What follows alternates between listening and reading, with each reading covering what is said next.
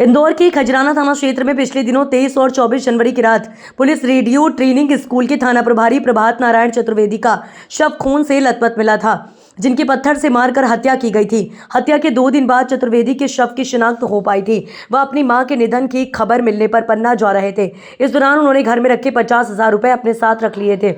वहीं उनका मोबाइल घर पर ही रह गया था और वे प्रतिदिन शराब पीने के आदी थे।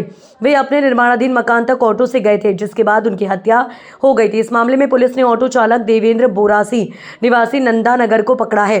देवेंद्र बोरासी ने पिछले पूछताछ में बताया है कि इंस्पेक्टर के साथ उसने कलाली पर शराब पी और उनके निर्माणाधीन मकान पर गए।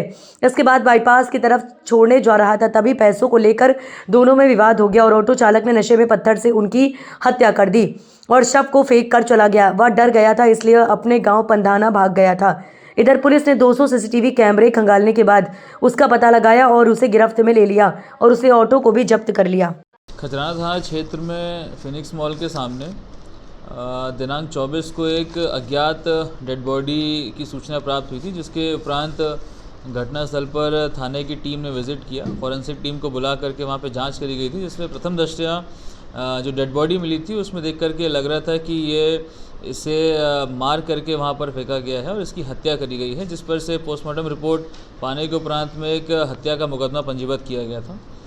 उसके बाद में लगातार खजराना थाने की टीम को लगा करके इस अज्ञात मृतक की शिनाख्त के लिए प्रयास किए जा रहे थे। इसमें फुटेजेस देखे गए, जिसके बाद में एक संदिग्ध ऑटो घटना के समय के दौरान दर्शित हुआ, जिसे लगातार ट्रैक किया गया। लगभग 800 से अधिक कैमरा चेक करने के बाद में यह ज्ञात हो पाया कि ये ऑटो किसी एक विजयनगर क्षेत्र में जा कर के वहाँ से मूवमेंट इसका इनिशियल होता हुआ समझ में आया था। जिसके बाद में वहाँ आसपास पड़ताल करी, पूछताछ करी, तो ये मालूम पड़ा कि जो अज्ञात मृतक थे वो बेसिकली एक इंस्पेक्टर रैंक के अधिकारी थे, जो कि RAPTC में पदस्थ थे। जिसकी शिनाख्त होने के पश्चात में उनके परिवार वालों से पूछताछ करी गई। उनसे पूछताछ में ये पता लगा कि जो इंस्पेक्टर थे उनकी माँ का रिसेंटली देहांत हुआ था, जिसके संबंध में वो पन्ना जाने के लिए रवाना होने वाले थे। इंस्पेक्टर का नाम प्रभात नारायण चतुर्वेदी पता चला था। जब ये सूचना प्राप्त हुई तो इसके पश्चात में लगातार इंस्पेक्टर के संबंध में जानकारी एकत्रित करना चालू किया और उनके घर से लेकर के जो घटना स्थल है वहाँ तक किस प्रकार से पहुँचे इसकी तलाश जारी करी गई। जिसके अनुसार जब फुटेजेस देखे गए तो इनकी उपस्थिति परदेसीपुरा वाइन शॉप के पास में देखी गई, जिसके बाद में ये एक ऑटो में बैठते हुए नज़र आए। उस ऑटो को ट्रेस करके जब तलाश किया गया तो कई ऑटो वालों से पूछताछ करने के बाद में एक ऑटो चालक जिसका नाम था देवेंद्र बोरासी, जो कि परदेसीपुरा क्षेत्र में रहने वाला है और मूलतः ये पंधाना का रहने वाला है, इससे पूछताछ करी गई और घटना के संबंध में इससे सवाल जवाब करने के बाद में इसने घटना करना कबूल किया। इसके द्वारा ये बताया गया कि 23 तारीख और 24 तारीख की दरमियानी रात में ये जो इंस्पेक्टर थे वहाँ पर कलारी के पास में पहुँचे थे। वहाँ पर इस ऑटो चालक की उनसे मुलाकात हुई और इंस्पेक्टर ने उन्हें ऑटो से घर तक छोड़ने के लिए बोला था।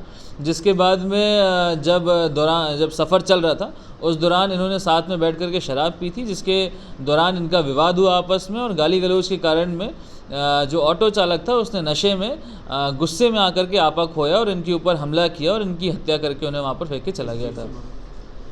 पूछताछ के दौरान में बात सामने आई है कि जो आरोपी है उसने पत्थर से इनके सिर पे मारा था, जिसके बाद उनकी हत्या हुई है।